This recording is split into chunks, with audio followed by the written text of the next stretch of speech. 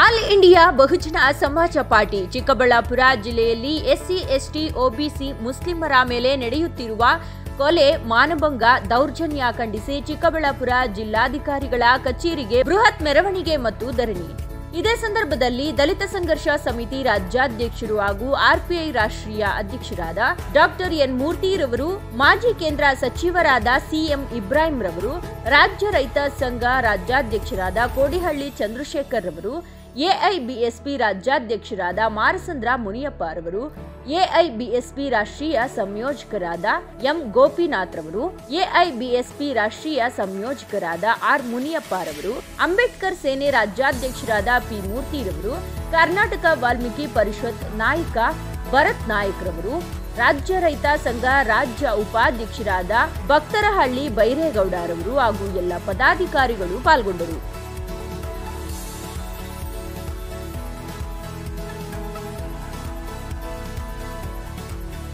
ದಲಿತರ ಮೇಲೆ ಬಹಳ ದೌರ್ಜನ್ಯಗಳು ನಡೆದಿದ್ದಾವೆ. ಕಂಬಾಲಪಲ್ಲಿ,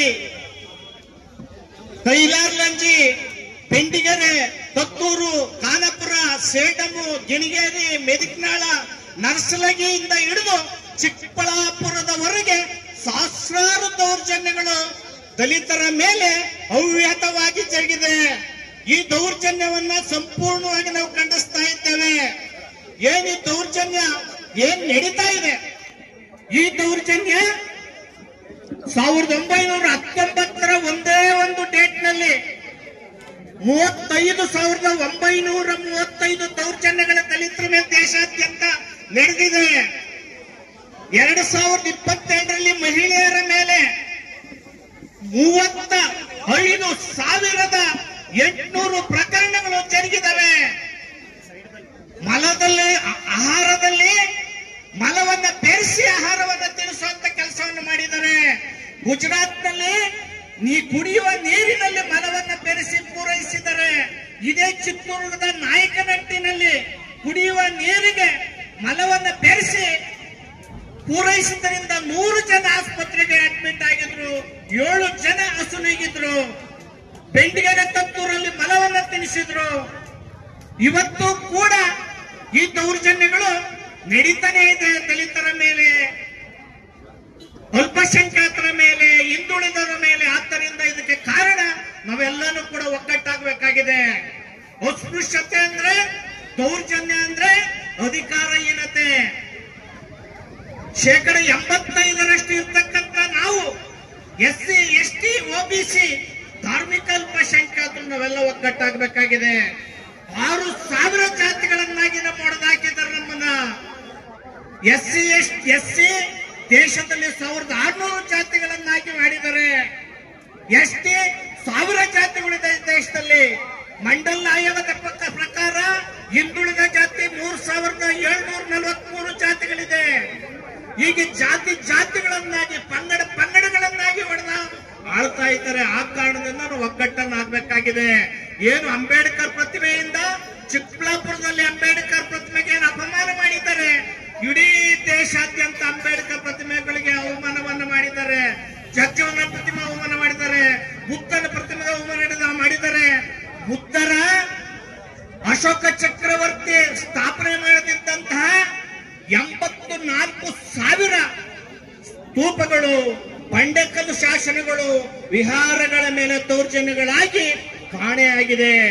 ಆದ್ದರಿಂದ ನಾವು ಎಚ್ಚೆತ್ಕೊಂಡ ಹೋದ್ರೆ ನಾವು ಎಲ್ಲಾನು ಕೂಡ ಕಾಣೆಯಾಗ್ತೀವಿ. ಇವತ್ತು ನಾವು ಆಗಬೇಕಾಗಿರೋದು ನಿಮ್ಮ ಪೈ ಗ್ಯಾರಂಟಿ ಅಲ್ಲ, ನಮ್ಮ ಮಕ್ಕಳಿಗೆ ಶಿಕ್ಷಣವನ್ನ ಕೊಡುವಂತ ಕೆಲಸವನ್ನು ಮಾಡಬೇಕು.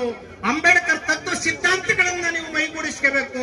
ಆ ಮೂಲಕ ನಾವು ಒಂದು ಹೊಸ ಶಕೆಯನ್ನ, ಹೊಸ ಒಂದು ನವ ರಾಜಕೀಯ ಪಕ್ಷವನ್ನ ಇಲ್ಲಿ ವೇದಿಕೆ ಮೇಲೆ ಇರ್ತಕ್ಕಂಥ ಎಲ್ಲ ಮುಖಂಡರುಗಳ ನೇತೃತ್ವದಲ್ಲಿ ಸ್ಥಾಪನೆಯನ್ನ ಮಾಡಿದ್ದೇವೆ.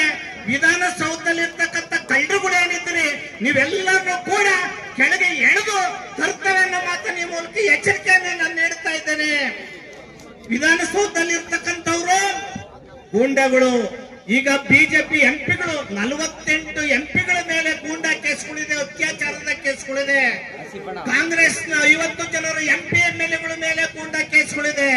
ಇದನ್ನ ನೀವು ಅರ್ಥ ಮಾಡ್ಕೊಳ್ಳೋದ್ರ ಮೂಲಕ ಚಿಕ್ಕಬಳ್ಳಾಪುರದಲ್ಲಿ ಚಿಕ್ಕಬಳ್ಳಾಪುರದಲ್ಲಿ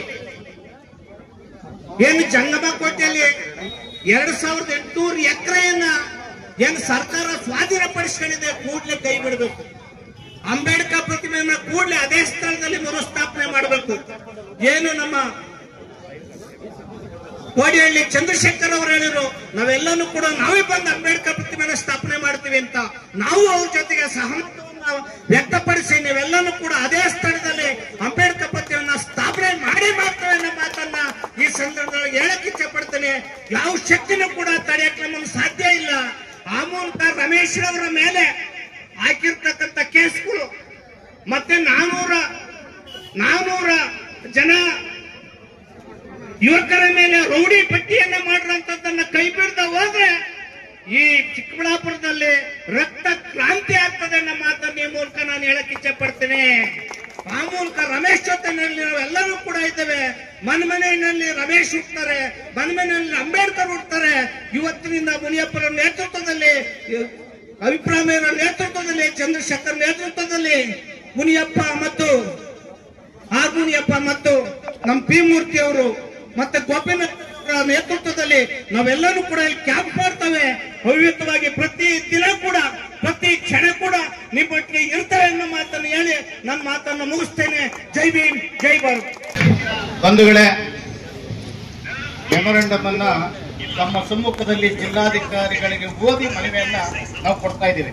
ಮಾನ್ಯ ಮುಖ್ಯಮಂತ್ರಿಗಳು, ಕರ್ನಾಟಕ ಸರ್ಕಾರ, ವಿಧಾನಸೌಧ ಬೆಂಗಳೂರು, ಮಾನ್ಯ ಚಿಕ್ಕಬಳ್ಳಾಪುರ ಜಿಲ್ಲಾಧಿಕಾರಿಗಳ ಮೂಲಕ ಮುಖ್ಯಮಂತ್ರಿಗಳಿಗೆ ವಿಶೇಷ ಚಿಕ್ಕಬಳ್ಳಾಪುರ ದಲಿತ, ಹಿಂದುಳಿದ, ಅಲ್ಪಸಂಖ್ಯಾತರ ಸಂಘಟನೆಗಳು ಮತ್ತು ರಾಜ್ಯ ರೈತ ಸಂಘ ಸದಸ್ಯರು ಪ್ರತಿಭಟನೆ ಮೂಲಕ ಸರ್ಕಾರಕ್ಕೆ ಮನವಿ ಸಲ್ಲಿಸಿದೆ.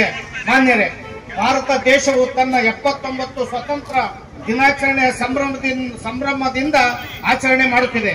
1947ರಿಂದ ನಮ್ಮ ದೇಶವು ಜಗತ್ತಿನ ದೊಡ್ಡ ಪ್ರಜಾಪ್ರಭುತ್ವ ರಾಷ್ಟ್ರ ಎನಿಸಿಕೊಂಡಿದೆ. ಅಂದರೆ ಜನಗಳ ಪೈಕಿ ಅಧಿಕಾರ ಸಿಗಬೇಕೆಂಬ ಪರಿಕಲ್ಪನೆಯಿಂದ ಪ್ರಜಾಪ್ರಭುತ್ವ ರಚಿಸಲಾಗಿದೆ.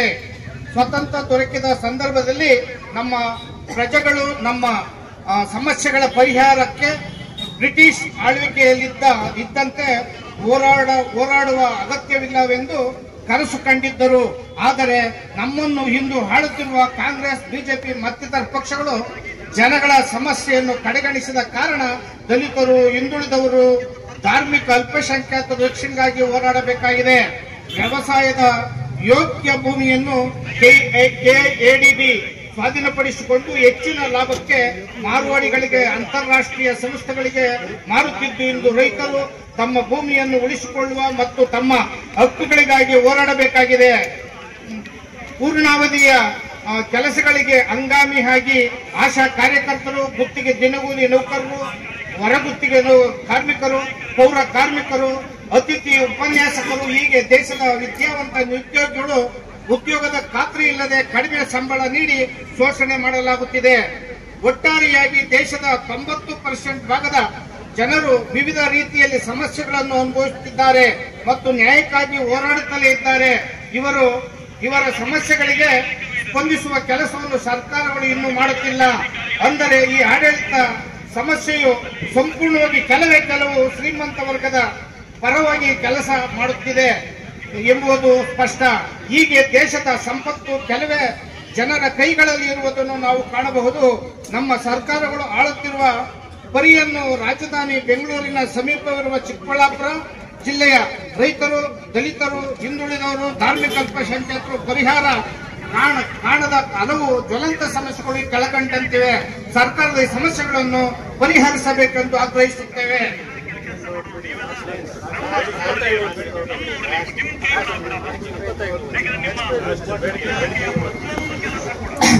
ಡಿಮ್ಯಾಂಡ್ ಅಂದ್ರೆ ಬೇಡಿಕೆಗಳು, ಒತ್ತಾಯಗಳು.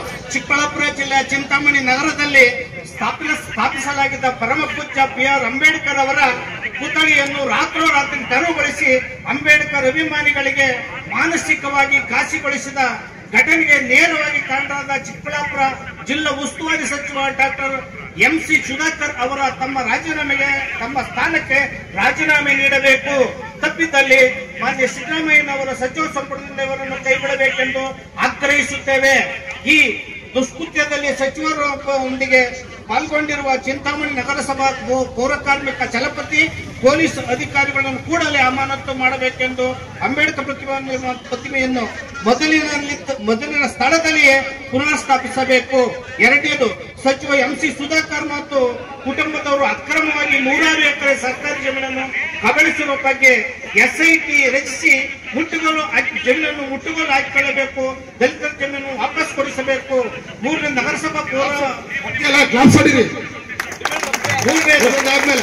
ಮೂರನೇದು, ನಗರಸಭಾ ಪೌರಾಯುಕ್ತ ಚಲಪತಿ ಅವರು ಮಂತ್ರಿ ಸುಧಾಕರ್ ಅವರ ಆದೇಶದ ಮೇಲೆ ಅಕ್ರಮವಾಗಿ ಕಬಳಿಸಿರುವ ಆಸ್ತಿಗೆ ಖಾತೆ ಮಾಡುತ್ತಿದ್ದು ಅದನ್ನು ಕೂಡಲೇ ರದ್ದುಗೊಳಿಸಬೇಕು.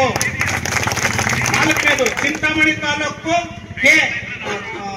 ರಾಗುಟ್ಟಹಳ್ಳಿ ಮೆಟ್ರಿಕ್ ಪೂರ್ವ ಬಾಲಕರ ವಿದ್ಯಾರ್ಥಿ ನಿಲಯದಲ್ಲಿ ಇಡ್ಲಿ ಸಾಂಬಾರ್ನಲ್ಲಿ ಮನ ಬೆರೆಸಿರುವ ನಾಚಿಕೇಡಿನ ಕೆಲಸವನ್ನು ಮೇಲ್ವಿಚಾರಕಿ ನಾಗಮಣಿ ಅವರನ್ನು ಸೇವೆಯಿಂದ ವಜಾಗೊಳಿಸಬೇಕು. ಐದನೇದು, ಶಿಡ್ಲಘಟ್ಟ ತಾಲೂಕು ಚಂಗನಕೋಟೆಯಲ್ಲಿ KEDB 2800 ಎಕರೆ ವ್ಯವಸಾಯ ಯೋಗ್ಯ ಭೂಮಿಯನ್ನು ಸ್ವಾಧೀನದಿಂದ ಕೈಬಿಡಬೇಕೆಂದು ಒತ್ತಾಯಿಸುತ್ತೇವೆ.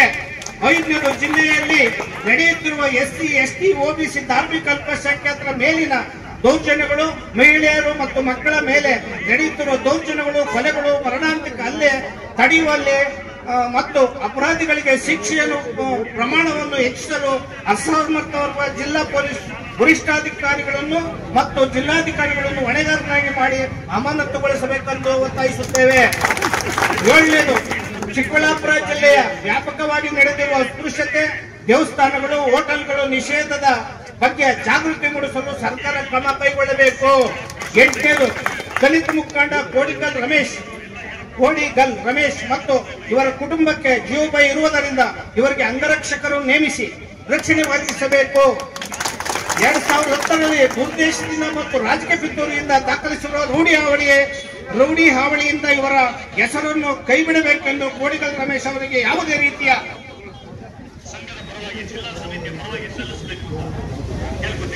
ರೀತಿಯ ಅಪಾಯವಾದರೆ ಅದಕ್ಕೆ ನಿವೃತ್ತ DYSP ಕೋನಾರೆಡ್ಡಿ ಮತ್ತು ಒಕ್ಕಲಿಗ ಸಂಘದವರೇ ಹೊಣೆಗಾರರಾಗುತ್ತಾರೆ ಎಂದು ಪರಿಗಣಿಸುತ್ತಾ ಬಹಿರಂಗ ಕೋಡಿಗಲ್ ಕೆಲವರನ್ನು ಹೊಣೆಗಾರರನ್ನಾಗಿ ಮಾಡಬೇಕೆಂದು ಕೋಡಿಗಲ್ ರಮೇಶ್ ಗಡೀಪಾರು ಮಾಡಬೇಕೆಂದು ಒತ್ತಾಯಿಸುತ್ತಿರುವ ತಾಲೂಕು ಒಕ್ಕಲಿಗ ಸಂಘದ ಮುಖಂಡರು ಕಾನೂನು ರೀತಿ ಕ್ರಮ ಜರುಗಿಸಬೇಕೆಂದು ಒತ್ತಾಯಿಸುತ್ತೇವೆ.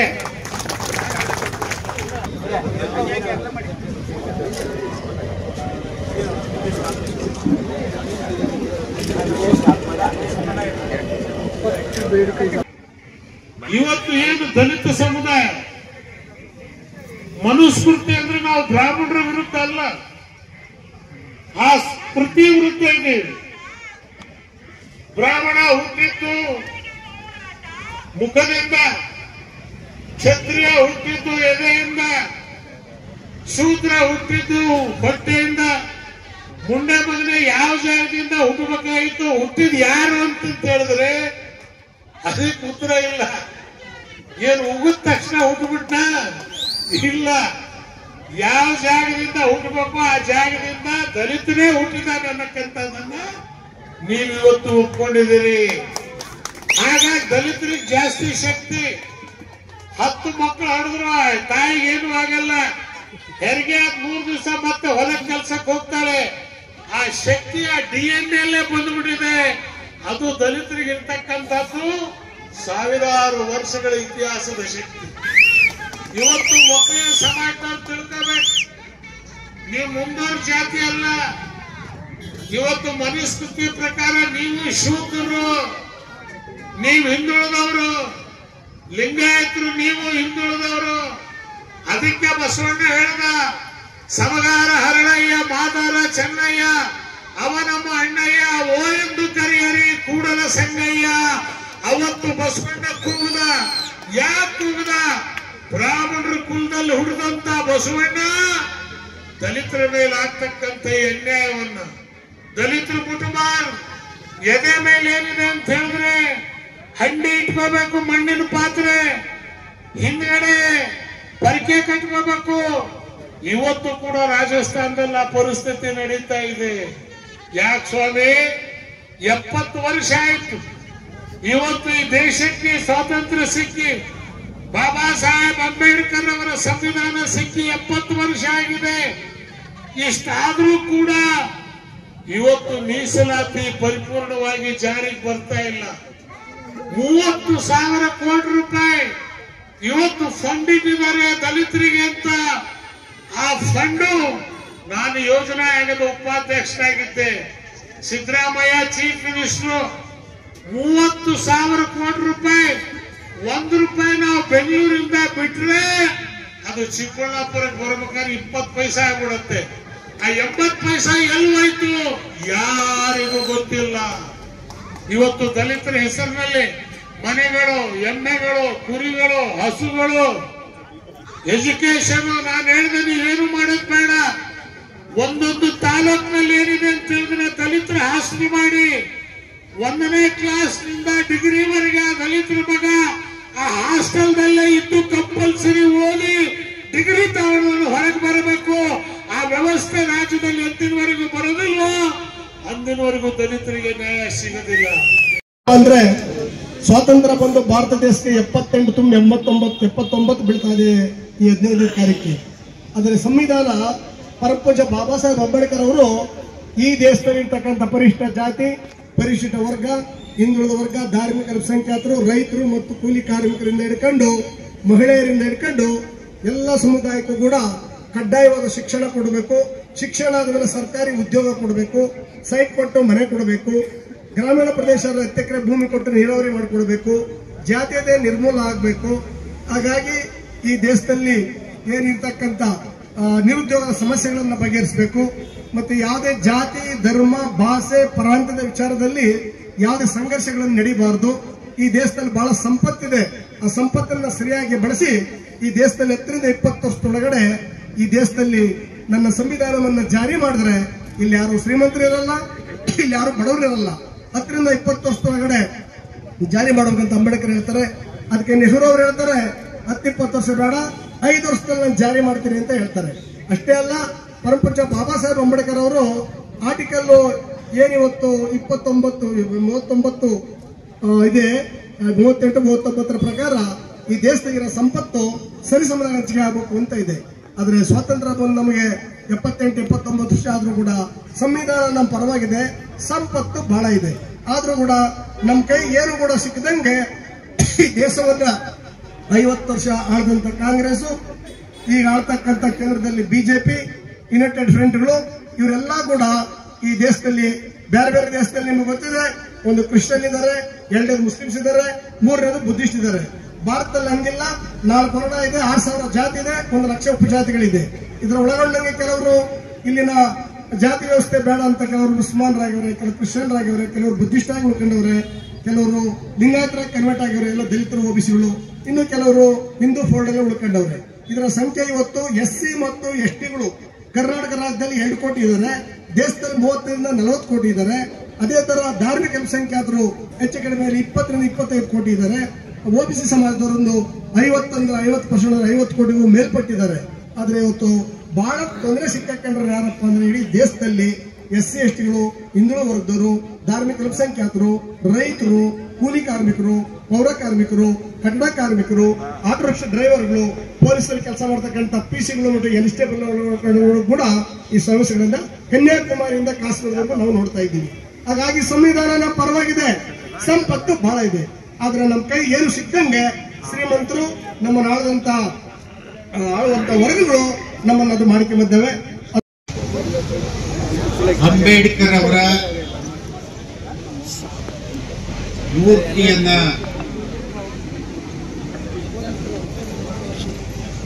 ಕೇಳುತ್ತಲ್ಲ, ಹಿಂದ್ಗಡೆ ಇರೋರಿಗೆ ಕೇಳಲ್ಲ. ತೆರವು ಮಾಡಿಸಿರೋದನ್ನ ನಾವು ಖಂಡಿಸ್ತೀವಿ. ಅದನ್ನ ಕೂಡಲೇ ಸರ್ಕಾರದವರು ಅದನ್ನ ವ್ಯವಸ್ಥಿತವಾಗಿ ಆ ಜಾಗಕ್ಕೆ ಸ್ಥಾಪನೆ ಮಾಡಬೇಕಂತೇಳಿ ಸರ್ಕಾರಕ್ಕೆ ನೇರವಾಗಿ ಮಾನ್ಯ ಸಿದ್ದರಾಮಯ್ಯನವ್ರಿಗೆ ತಿಳಿಸ್ತಾ ಇದ್ದೀವಿ. ಬಂಧುಗಳೇ, ದಯಮಾಡಿ ಅಲ್ಲಿ ಯಾರು ಮಾತಾಡ್ತೀರಿ ದಯವಿಟ್ಟು ಅವ್ರು ಮಾತಾಡಬೇಡಿ, ಇಲ್ಲಿ ಪಕ್ಕದಲ್ಲಿ ದಯವಿಟ್ಟು. ಎರಡನೇದಾಗಿ ಬಂಧುಗಳೇ, ರಮೇಶ್ ಮೇಲೆ ಏನು ಗಡೀಪಾರು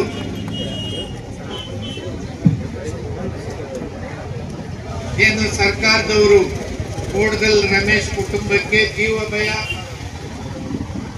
ಹುಟ್ಟಿಸಿ ಆತನನ್ನ ಗಡೀಪಾರ್ ಮಾಡಲಿಕ್ಕೆ ರೆಕಮೆಂಡ್ ಮಾಡಿದಿರಿ.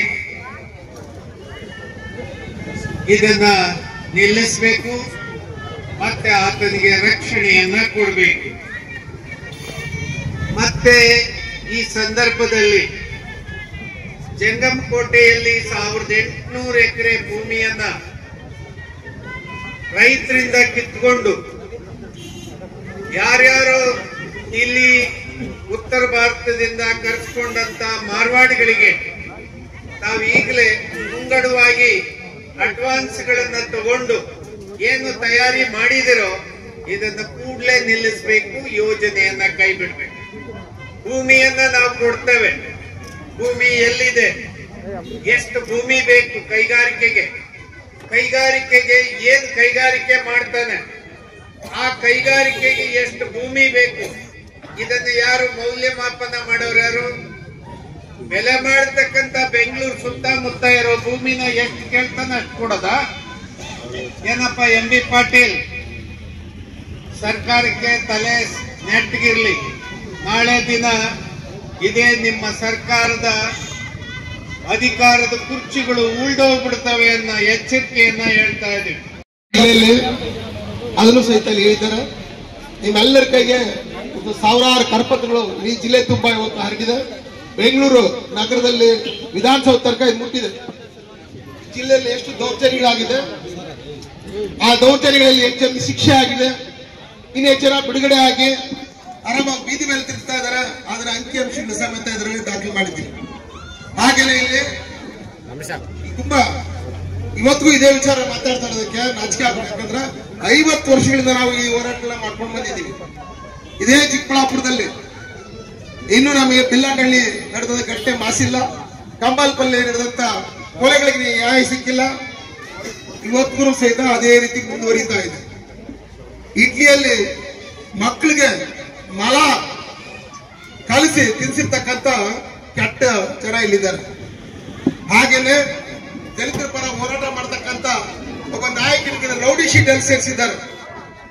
ಇನ್ನು ಅನೇಕ ಇಲ್ಲೇ ನಡೆದಿದ್ದಾವೆಲ್ಲ ಇಲ್ಲಿ ಪಟ್ಟಿ ಮಾಡಿದ್ರು. ಸುಮಾರು 18 ಘಟನೆಗಳಲ್ಲಿ ದಾಖಲೆ ಮಾಡಿದೀವಿ. ಟೀಚರ್ ಆದವಳು ಮಕ್ಕಳಿಗೆ ಪಾಠ ಹೇಳ್ಕೊಡ್ರಿ, ಮಕ್ಕಳು ಕಣ್ಣಾಗಂದೆ ಕಣ್ಣನ್ನೇ ತೆಗೆಯುವಂತ ಟೀಚರ್ಸ್ ಇಲ್ಲಿದ್ದಾರೆ. ಅವರು ಇಲ್ಲೇ ಇದೆ ಅಂತ ಹೇಳಿದ್ದಾರೆ. ಕಣ್ಣು ಕೊಡ್ಬೇಕು, ಟೀಚರ್ ಮಕ್ಕಳಿಗೆ ದೃಷ್ಟಿ ಕೊಡ್ಬೇಕು, ಬೆಳಕು ಕೊಡ್ಬೇಕು. ಆದ್ರೆ ಬೆಳಕನ್ನ ಕತ್ತಲಾಗಿಸಿ ಕಣ್ಣು ಕೀಳ್ತಕ್ಕಂತ ಅಮಾನವೀಯವಾದ ಹೆಣ್ಮಕ್ಳು ಟೀಚರ್ ಆಗಿ ಗೊತ್ತಿಲ್ಲಿದ್ದಾರೆ. ಇದೆಲ್ಲವೂ ಚಿಕ್ಕಬಳ್ಳಾಪುರದಲ್ಲಿ ನಡೀತಾ ಇದೆ. ಏನಕ್ಕೆ 500,000 ಎಕರೆ ದಲಿತರ ಜಮೀನು, ಸರ್ಕಾರಿ ಜಮೀನು ಕಬಳಿಸಿ ತನದಾಗಿ ಮಾಡ್ಕೊಂಡಿರ್ತಕ್ಕಂಥ ದೌರ್ಜನ್ಯ ನಡೆದಿದೆ. ಎಲ್ಲರಿಗಿಂತ ಮುಖ್ಯವಾಗಿ ಸಂವಿಧಾನ ಶಿಲ್ಪಿ ಬಾಬಾ ಸಾಹೇಬ್ ಅಂಬೇಡ್ಕರ್ ಪುತ್ಳಿಯನ್ನ ರಾತ್ರಿ ತೆಗೆಸಿರ್ತಕ್ಕಂಥ ಒಂದು ಹೀನ ಕೃತ್ಯ ಇಲ್ಲಿ ನಡೆದಿದೆ. ದಲಿತರು ಮೆಜಾರಿಟಿ ಇರ್ತಕ್ಕಂಥ ಜಾಗ ಇದು. ದಲಿತ ಚಳವಳಿ ಬಹಳ ಬಲಿಷ್ಠವಾಗಿದ್ದಂತ ಜಾಗ ಇದು. ದಲಿತ ನಾಯಕರು ಶಿವಣ್ಣ ಅಂತವರು, ಯನಮೂರ್ತಿ ಅಂತವ್ರು, ಹೆನ್ಮುನ್ಸ್ವಾಮಿ ಅಂತವರು, ಎನ್ ವೆಂಕಟೇಶ್ ಅಂತವರು ಬಹಳ ದೊಡ್ಡ ಹೋರಾಟಗಾರರು ಹುಟ್ಟಿರ್ತಕ್ಕಂಥ ಜಾಗ ಇದು. ಆದ್ರೆ ಇಂತಹ ಜಾಗದಲ್ಲಿ ಬಾಬಾ ಸಾಹೇಬ್ ಅಂಬೇಡ್ಕರ್ ಪುತ್ರಿಯನ್ನ ರಾತ್ರಿ ಎತ್ತಿದ್ದಾರೆ, ಖಾಲಿ ಮಾಡಿದ್ದಾರೆ. ನಾವಿನ್ನೂ ತಣ್ಣ ಕೂತಿದ್ದೀವಿ. ಇದೆಲ್ಲ ನಡೀತಾ ಇರೋದು ಏನ್ ಕಾರಣ ಪಟ್ಟಂತ ನೀವು ಹೇಳ್ತೀರಾ? ಇದಕ್ಕೆಲ್ಲ ಕಾರಣ ಸುಧಾಕರ್ MLA ಅಂತ. ಇವತ್ತೇನು ಚಿಕ್ಕಬಳ್ಳಾಪುರ ಜಿಲ್ಲೆಯಲ್ಲಿ ಒಂದು ಇತಿಹಾಸದ ಈ ಒಂದು ಹೋರಾಟ ಅಂತ ಹೇಳಕ್ಕೆ ಇಷ್ಟಪಡ್ತೀನಿ ಬಂಧುಗಳೇ. ಇವತ್ತು ಏನು ಮಾನ್ಯ ಉಸ್ತುವಾರಿ ಸಚಿವರು ಎಂ ಸಿ ಸುಧಾಕರ್ ಒಬ್ಬ ದೊಡ್ಡ ಅಯೋಗ್ಯ. ಇವತ್ತು ಬಾಬಾ ಸಾಹೇಬ್ ಅಂಬೇಡ್ಕರ್ ಸ್ಟ್ಯಾಚ್ಯೂನ ತೆರವುಗೊಳಿಸ ಅಂತ ಹೇಳಿದ್ರೆ ನಿನ್ಗೆ ನಾಚಿಕೆಯ ಮಾನವರ ಏನಿದೆ ಅಂತ ಹೇಳಕ್ ಇಷ್ಟಪಡ್ತಾರೆ. ಇವತ್ತು ಸುಧಾಕರ್ ನೀನು ಸಚಿವಾಗಿರ್ಬೇಕಾದ್ರೆ ಅದಕ್ಕೆ ಕಾರಣ ಬಾಬಾ ಸಾಹೇಬ್ ಅಂಬೇಡ್ಕರ್ ಸಾಹೇಬ್ರು. ಬಂಧುಗಳೇ, ಇವತ್ತು ಕನ್ಯಾಕುಮಾರಿ ಕಾಶ್ಮೀರ ತನಕ ಅತಿ ಹೆಚ್ಚಿಗೆ ಪ್ರತಿಭೆ ಐತೆ ಅಂತ ಹೇಳಿದ್ರೆ ಅದು ಬಾಬಾ ಸಾಹೇಬ್ ಅಂಬೇಡ್ಕರ್ ಸಾಹೇಬ್ರು. ಬಾಬಾ ಸಾಹೇಬ್ ಅಂಬೇಡ್ಕರ್ ಸಾಹೇಬ್ರು ಭಿಕ್ಷೆಯಲ್ಲಿ ಬದುಕಪ್ಪ ನೀನು ಅಯೋಗ್ಯ. ಇವತ್ತು ಈ ಒಂದು ಜಿಲ್ಲೆಯಲ್ಲಿ ಸುಮಾರು 90% ದಲಿತ ಜಿಲ್ಲೆಯಲ್ಲಿ ಬಾಬಾ ಸಾಹೇಬ್ ಅಂಬೇಡ್ಕರ್ ಸಾಹೇಬ್ನ ತೆರವುಗೊಳಿಸ ಅಂತ ಹೇಳಿದ್ರೆ ನಿನಗೆ ನಾಚಿಕೆ ಮಾನ ಮರ್ಯಾದೆ ಆಗಲ್ಲ ಅಂತ ಹೇಳಿ ಇಡೀ ನಮ್ಮ ಎಲ್ಲಾ ಜಿಲ್ಲೆಯ ಜನ ಯೋಚನೆ ಮಾಡಬೇಕಾದ ಬಂಧುಗಳೇ. ಹಾಗಾಗಿ ಮುಂದಿನ ದಿನಗಳಲ್ಲಿ ಏನು ಇದೇ ಮಾನ್ಯ ಸಿದ್ದರಾಮಯ್ಯನವರು ನಾನು ಅಹಿಂದ ನಾಯಕ, ದಲಿತ ನಾಯಕ, ದಲಿತರಿಗೋಸ್ಕರ ಏನು ಬೇಕಾದ್ರೂ ಮಾಡ್ತೀನಿ ಅಂತ ಸುಳ್ಳು ಬಾಯಿಯಲ್ಲಿ ಮಾತಾಡ್ತಿಲ್ಲ ಸಿದ್ದರಾಮಯ್ಯವರೇ. ಇವತ್ತು ಬಾಬಾ ಸಾಹೇಬ್ ಅಂಬೇಡ್ಕರ್ ಸಾಹೇಬ್ ಅವಮಾನ ಮಾಡಿದ್ದಾರೆ, ಇದು ನಿಮ್ ಕಣ್ಣು ಕಾಣಿಸ್ತಾ ಇಲ್ವಾ? ದಲಿತರ ಮೇಲೆ ದಬ್ಬಾಳಿಕೆ ಮಾಡ್ತಾರೆ ಕಾಣಿಸ್ತಾ ಇಲ್ವಾ? ಸುಮಾರು 500 ಎಕರೆ ದಲಿತರು ಭೂಮಿನ ಕಬಳಿಸ್ಕೊಂಡಿರೋದು ನಿಮ್ಗೆ ಕಾಣಿಸ್ತಾ ಇಲ್ವಾ? ದಲಿತ ಹೋರಾಟಗಾರ ಮೇಲೆ ಸುಳ್ಳು ಶೀಟು ಮಾಡ್ತಾರೆ ಕಾಣಿಸ್ತಾ ಇಲ್ವಾ? ಸುಳ್ಳು ಕೇಸ್ಗಳನ್ನ ದಾಖಲೆ ಮಾಡೋದು ಕಾಣಿಸ್ತಾ ಇಲ್ವಾ? ಹಾಗಾಗಿ ಬಂಧುಗಳೇ, ಇವತ್ತು ಕಾಂಗ್ರೆಸ್ ಸರ್ಕಾರ ದಲಿತರ ದ್ರೋಹಿ ಸರ್ಕಾರ ಅಂತ ಹೇಳಕ್ ಇಷ್ಟಪಡ್ತೀನಿ ಬಂಧುಗಳೇ.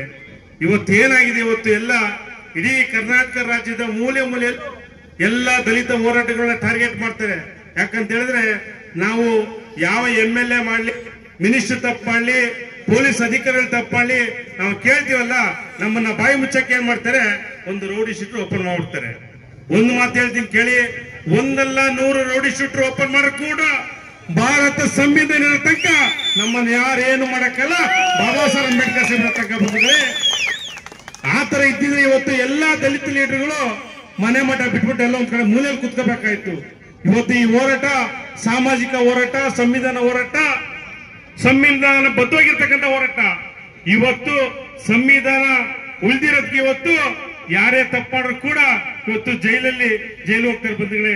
ಹಾಗಾಗಿ ನಾನು ಹೇಳೋದಿಷ್ಟೇ, ಇವತ್ತು ಮಾನ್ಯ ಮುಖ್ಯಮಂತ್ರಿಗಳು 5 ಗ್ಯಾರಂಟಿ ಕೊಡ್ತೀನಿ ಅಂತ ಹೇಳ್ತಾ ಇದ್ದೀರಾ. ಎಷ್ಟು ಹೇಳಿ 5 ಗ್ಯಾರಂಟಿಗಳು, 5 ಗ್ಯಾರಂಟಿ ದುಡ್ಡು ಯಾರ್ದು? ನಿಮ್ಮ ಮನೆಯನ್ನು ಕೊಡ್ತಾ ಇದ್ದೀರಾ? ಇದೇ SC SC TSP ದುಡ್ಡನ್ನ ಸುಮಾರು ಏನು 42,000 ಕೋಟಿ ಬಜೆಟ್ ಮಂಡನೆ ಮಾಡ್ತೀರಾ. ಆ 42,000 ಕೋಟಿಲಿ 14,000 ಕೋಟಿ ದುಡ್ಡು ಅದು ನಮ್ಮ ದಲಿತರ ದುಡ್ಡು ನೀವು ಎಲ್ಲ ಗ್ಯಾರಂಟಿ ಬಗ್ಗೆ ಯೂಸ್ ಮಾಡ್ತಾ ಇದ್ದೀರಾ. ಇದು ನಮ್ಮ ಜನಕ್ಕೆ ಅರ್ಥ ಆಗಬೇಕು. ಇವತ್ತು SC SC TSP ದುಡ್ಡು ಇವತ್ತು 100 ಕೋಟಿ ದುಡ್ಡನ್ನ ನಮ್ಮ ದುಡ್ಡನ್ನ ಬೇರೆ ಬೇರೆ ಇಲಾಖೆಗಳಿಗೆ ಯೂಸ್ ಮಾಡ್ಕೊಳ್ತಾ ಇದ್ದಾರೆ. ಇವತ್ತು ಮಾನ್ಯ ಜಿಲ್ಲಾಧಿಕಾರಿಗಳು ಬಂದ್ರು, ಜಿಲ್ಲಾಧಿಕಾರಿಗಳು ಇಲ್ಲಿ ಬಂದು ಮಾತಾಡ್ತಾರ, ನನ್ನ ಜನ ಸಮಸ್ಯೆ ಅಂತ ಬಂದು ನಿಮ್ಮ ಕಚೇರಿಗೆ ಬಂದಾಗ ಅಲ್ಲಿ ನೀವು ಅದನ್ನ ಸಮಸ್ಯೆ ಬಗೆಹರಿಸಬೇಕಾಯ್ತು. ಇಲ್ಲಿ ತನಕ ಇಷ್ಟು ಎಲ್ಲ ದಲಿತ ಮುಖಂಡರು ಹೋರಾಟ ಮಾಡಕ್ ಬಂದಾಗ ಇಲ್ಲಿ ಬಂದ್ಬಿಟ್ಟು ಸಾಚೆ ತರ ಮಾತಾಡೋದಲ್ಲ ರೀ. IAS ಅಲ್ಲಿ, IPS ಅಲ್ಲಿ, KRS ಅಲ್ಲಿ ಮನೆ ಇದೆ. ಕನ್ನಡ ಸಾಂಸ್ಕೃತಿಕ ಇಲಾಖೆ ಒಬ್ಬ IAS ಆಫೀಸರು ಗಾಯತ್ರಿ ದೇವಿಯವ್ರ ಮೇಲೆ ದಲಿತರ ಮೇಲೆ ಹಲ್ಲೆ ಮಾಡಕ್ ಹೇಳ್ಬಿಟ್ಟು FIR ಹಾಕ್ಸಿದೀವಿ. ಯಾವ IAS ಆಫೀಸರ್ ಬಿಡಲ್ಲ, IPS ಬಿಡಲ್ಲ, IAS ಬಿಡಲ್ಲ. ಕಾನೂನು ಅನ್ನೋದು ಎಲ್ಲರಿಗೂ ಒಂದೇ. ಇಲ್ಲೆಲ್ಲ ಕೇಳ್ಪಟ್ಟೆ. ಇವತ್ತು ಹಿಂದೆ ಪೊಲೀಸ್ ಆಫೀಸರ್ ಅಂತ ಹೇಳಿದ್ರೆ ಕರ್ನಾಟಕ ಇಡೀ ಭಾರತ ದೇಶದಲ್ಲಿ ನಂಬರ್ 1 ಪೊಲೀಸ್ ಆಫೀಸರ್ ಇದ್ರೆ ಅದು ಕರ್ನಾಟಕ ಪೊಲೀಸು. ಹಿಂದೆ ಕರ್ನಾಟಕ ಪೊಲೀಸರು MLAಗಳಿಗೆ ಚಟಿನ ಉದಿಸ್ತಾ ಇದ್ರು. ಆದ್ರೆ ಇವತ್ತೇನಾಗಿದೆ, ಒಂದು ಕ್ಷೇತ್ರಕ್ಕೆ, ಒಂದು ತಾಲೂಕಿಗೆ ಒಬ್ಬ ಇನ್ಸ್ಪೆಕ್ಟರ್ DOC ಬರ್ಬೇಕಾದ್ರೆ MLA ಲೆಟರ್ ಕೊಡ್ಬೇಕು. MLA ಲೆಟರ್ ಕೊಟ್ಟಿಲ್ಲ, ಪವರ್ ಪೋಸ್ಟಿಂಗ್ ಇಲ್ಲ, ದುಡ್ಡು ಕೊಡಬಾರ. ಜೊತೆಗೆ ನಾನು ಹೇಳ್ತೀನಿ ಕೇಳಿ, ಇದು ಪೊಲೀಸರು ತಪ್ಪಲ್ಲ, ಆಡಳಿತ ತಪ್ಪು. ಉಸ್ತುವಾರಿ ಮಿನಿಸ್ಟರ್ ಆಗಿರ್ಬೋದು, MLAಗಳು ಇರ್ಬೋದು, ಫಸ್ಟ್ ಅವ್ರನ್ನ ಚಟ್ಟಿ ಮೇಲೆ ಓಡಿಸ್ಬೇಕು.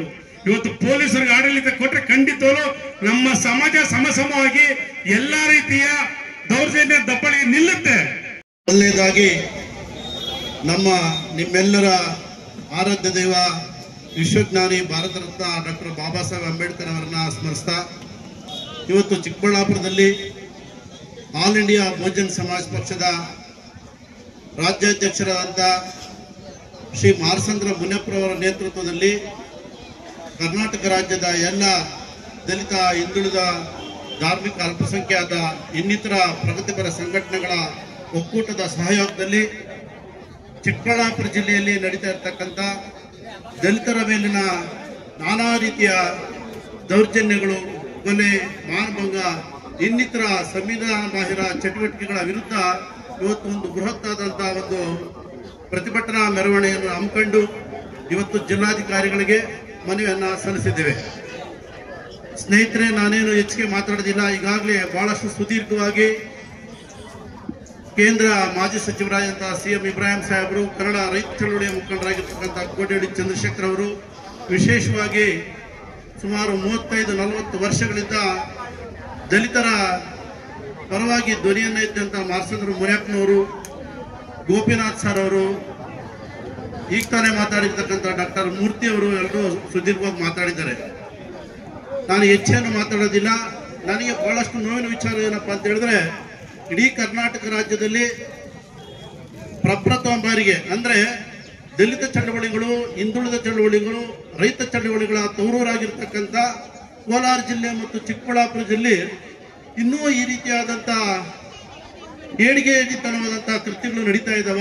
ಅದರಲ್ಲೂ ಕೂಡ ವಿಶ್ವವೇ ಮಹಾಜ್ಞಾನಿ ಅಂತ ಸಾಬೀತು ಮಾಡಿರ್ತಕ್ಕಂಥ, ಸಂವಿಧಾನವನ್ನು ಕೊಟ್ಟಂತ, ಮತದಾನದ ಹಕ್ಕನ್ನು ಕೊಟ್ಟಿರ್ತಕ್ಕಂಥ ಬಾಬಾ ಸಾಹೇಬ್ ಅಂಬೇಡ್ಕರ್ ಪ್ರತಿಮೆಯನ್ನ ತಿರುಗೋಡಿಸ್ತಕ್ಕಂಥ ಧೈರ್ಯ ಕೂಡ ಈ ಜಿಲ್ಲೆಯಲ್ಲಿ ಇನ್ನೂ ಇದೆಯಾ ಅನ್ನೋ ಆತಂಕ ಆಗ್ತಾ ಇದೆ. ಚಿಕ್ಕಬಳ್ಳಾಪುರ ಜಿಲ್ಲೆ ದಲಿತ, ಹಿಂದುಳಿದ ಪರ ಸಂಘಟನೆಗಳ ಒಕ್ಕೂಟ, ಮಾದಿಗಗಳ ಒಕ್ಕೂಟದ ಹೋರಾಟ ಸಮಿತಿಯ ವತಿಯಿಂದ ಚಿಕ್ಕಬಳ್ಳಾಪುರದ ದಲಿತ, ಹಿಂದುಳಿದ, ಅಲ್ಪಸಂಖ್ಯಾತರ ಸಂಘಟನೆಗಳು ಮತ್ತು ರಾಜ್ಯ ರೈತ ಸಂಘದ ಸದಸ್ಯರು ಪ್ರತಿಭಟನೆಯ ಮೂಲಕ ಸರ್ಕಾರಕ್ಕೆ ಮನವಿಯನ್ನ, ಜಿಲ್ಲಾಧಿಕಾರಿಗಳ ಮುಖಾಂತರ ಇದನ್ನು ಸರ್ಕಾರಕ್ಕೆ ಸಲ್ಲಿಸಬೇಕು ಅಂತ ಹೇಳ್ಬಿಟ್ಟು ಈಗ ಮನವಿಯನ್ನ ಎಲ್ಲ ಮುಖಂಡರಾದಿಯಾಗಿ ನಮಗೆ ಸಲ್ಲಿಸಿದ್ದೀರಾ. ನಿಮ್ಮ ಬೇಡಿಕೆಗಳು, ಕೆಲವೊಂದು ಬೇಡಿಕೆಗಳನ್ನ ಈಗ ವೇದಿಕೆ ಮೇಲೆ ಸವಿವರವಾಗಿ ತಿಳಿಸ್ಕೊಟ್ಟಿದ್ದೀರಾ. ಇದರ ಜೊತೆಗೆ ಇರತಕ್ಕಂತಹ ಇನ್ನಿತರ ಬೇಡಿಕೆಗಳೇನೇನಿದ್ದಾವೆ ಅವುಗಳನ್ನು ಕೂಡ ಪರಿಶೀಲನೆ ಮಾಡ್ಕೊಳ್ತೀವಿ. ಯಾವುದೇ ಒಂದು ಸಮಸ್ಯೆಗಳಿದ್ದಾಗಿಯೂ ಕೂಡ ನಾವು ಮೊದಲಿನಿಂದಲೂ ಕೂಡ ಕಾಲಕ್ಕೆ ನಾವು ಎಲ್ಲ ಜಿಲ್ಲಾ ಮಟ್ಟದ ಅಧಿಕಾರಿಗಳ ಒಂದು ಸಭೆಯನ್ನು ಕರೆದು ಅದರಲ್ಲಿ ಸಮಸ್ಯೆಗಳನ್ನು ಬಗೆಹರಿಸತಕ್ಕಂಥ ನಿಟ್ಟಿನಲ್ಲಿ ಕ್ರಮಗಳನ್ನು ತೆಗೆದುಕೊಂಡು ಬರ್ತಾ ಇದ್ದೀವಿ. ಈಗಲಾದರೂ ಕೂಡ ಮಾರ್ಸಂದ್ರ ಮುನಿಯಪ್ಪನವರು ಒಂದು ಸಭೆಯನ್ನ ಕರೆದು ಇರತಕ್ಕಂಥ ಸಮಸ್ಯೆಗಳ ಬಗ್ಗೆ ಚರ್ಚೆ ಮಾಡಲಿಕ್ಕೆ ಒಂದು ಅವಕಾಶವನ್ನ ಮಾಡಿಕೊಡ್ಬೇಕು ಮತ್ತು ಸಭೆಯನ್ನು ಕರೆಯಬೇಕು ಅಂತ ನೀವು ಹೇಳ್ತಾ ಇದ್ದೀರಾ. ಖಂಡಿತವಾಗಿ ಕೂಡ ನಾನು ಎಲ್ಲ ಜಿಲ್ಲಾ ಮಟ್ಟದ ಅಧಿಕಾರಿಗಳ ಒಂದು ಸಭೆಯನ್ನ ಕರಿತೀನಿ. ಎಲ್ಲ ದಲಿತ ಸಂಘಟನೆಗಳ ಏನು ಅಧ್ಯಕ್ಷರು, ಉಪಾಧ್ಯಕ್ಷರು, ಪದಾಧಿಕಾರಿಗಳಿದ್ದೀರಿ, ಎಲ್ರಿಗೂ ನಾವು ಆಹ್ವಾನವನ್ನು ಕೊಟ್ಟು ಒಂದು ಇಡೀ ಜಿಲ್ಲೆಯ ಸಮಸ್ಯೆಗಳ ಬಗ್ಗೆ ಏನು ಸಮಸ್ಯೆಗಳಿದ್ದಾವೆ ಅದಕ್ಕೆ ಸಮಸ್ಯೆಗಳಿಗೆ ಪರಿಹಾರಗಳನ್ನು ಕಂಡುಕೊಳ್ತಕ್ಕಂಥ ನಿಟ್ಟಿನಲ್ಲಿಯೂ ಕೂಡ ಸಭೆಯನ್ನು ಕರೆದು ಸಭೆ ಜರುಗಿಸ್ತೀವಿ. ಹಾಗಾಗಿ ಈಗ ಅದು KIDBದು ತಮ್ಮೆಲ್ಲರೂ ಕೂಡ ಗೊತ್ತಿದೆ. KIDB ಇಂದ ಈಗ ಆಲ್ರೆಡಿ ಅದನ್ನ ನೋಟಿಫಿಕೇಶನ್ ಮಾಡಿ ತಾವೆಲ್ಲ ಕೂತ್ಕೊಂಡು ನಿಂತ್ಕೊಳ್ಳಿಕ್ಕೆ ಆಗೋದಿಲ್ಲ ಕೆಲವು ಜನಕ್ಕೆ. ಹಾಗಾಗಿ KIDB ಮತ್ತು ಸರ್ಕಾರದ ಮಟ್ಟದಲ್ಲಿ ಈ ತೀರ್ಮಾನ ತೆಗೆದುಕೊಳ್ತಾರೆ. ನಿಜವಾಗಿಯೂ ಕೂಡ ನಮ್ಮ ರೈತ ಸಂಘದ ಮುಖಂಡರು ಕೋಡಿಹಳ್ಳಿ ಚಂದ್ರಶೇಖರ್ ಸಾಹೇಬರು ಕೂಡ ಹಲವಾರು ಬಾರಿ ಈ ವಿಷಯಕ್ಕೆ ಸಂಬಂಧಪಟ್ಟಂಗೆ ಬಂದು ಜಿಲ್ಲಾಡಳಿತದ ಗಮನಕ್ಕೆ ತಂದಿದ್ದಾರೆ. ಕಳೆದ ಬಾರಿ ನೀವು ಪ್ರತಿಭಟನೆ ಮಾಡಿದಾಗಲೂ ಕೂಡ ಅದನ್ನ ನಾವಿಲ್ಲಿ ಚರ್ಚೆ ಮಾಡಿದ್ದೀವಿ. ಅದನ್ನ ರಾಜ್ಯ ಮಟ್ಟದಲ್ಲಿ ನೀತಿ ಇರೋದ್ರಿಂದ ಅಲ್ಲಿ ಅದು ತೀರ್ಮಾನವನ್ನು ತೆಗೆದುಕೊಳ್ತಾರೆ. ಜಿಲ್ಲಾ ಮಟ್ಟದಲ್ಲಿ ಆಗ್ಬೇಕಾದಂತಹ ಸಮಸ್ಯೆಗಳಿಗೆ ಪರಿಹಾರಗಳೇನಿದಾವೆ ಅವೆಲ್ಲವನ್ನು ಕೂಡ ತೆಗೆದುಕೊಳ್ತಕ್ಕಂಥ ನಿಟ್ಟಿನಲ್ಲಿ ಸಭೆ ಕರೆದು ನಾವು ಕ್ರಮಗಳನ್ನು ತೆಗೆದುಕೊಳ್ತೀವಿ. ನೀವು ಬೆಳಿಗ್ಗೆಯಿಂದಲೂ ಕೂಡ ಇದುವರೆಗೂ ಕೂಡ ನೀವು ಅನುಮತಿಯನ್ನ ಕೇಳಿದ್ರಿ, ಅನುಮತಿಯನ್ನು ಕೊಟ್ಟಿದ್ದೀವಿ. ನೀವು ಕೂಡ ಬಹಳ ಶಾಂತಿಯುತವಾಗಿ JB ಮಾಸ್ಟರ್ನಿಂದ ಇಲ್ಲಿವರೆಗೆ ಬೃಹತ್ ಮೆರವಣಿಗೆಯ ಮೂಲಕ ಬಂದು ಈ ವೇದಿಕೆ ಮೇಲೆ ಬಂದು ಬಹಳಷ್ಟು ಗಂಟೆಗಳ ಕಾಲ ಪ್ರತಿಯೊಬ್ಬರು ಕೂಡ ಮಾತಾಡಿ ಸಮಸ್ಯೆಗಳ ಬಗ್ಗೆ ಮಾತಾಡಿದ್ದೀರಾ. ಹಾಗಾಗಿ ಆ ಸಮಸ್ಯೆಗಳ ಕುರಿತಂತೆ ಇವತ್ತು ಮನವಿಯನ್ನು ಕೂಡ ಸಲ್ಲಿಸಿದ್ದೀರಾ.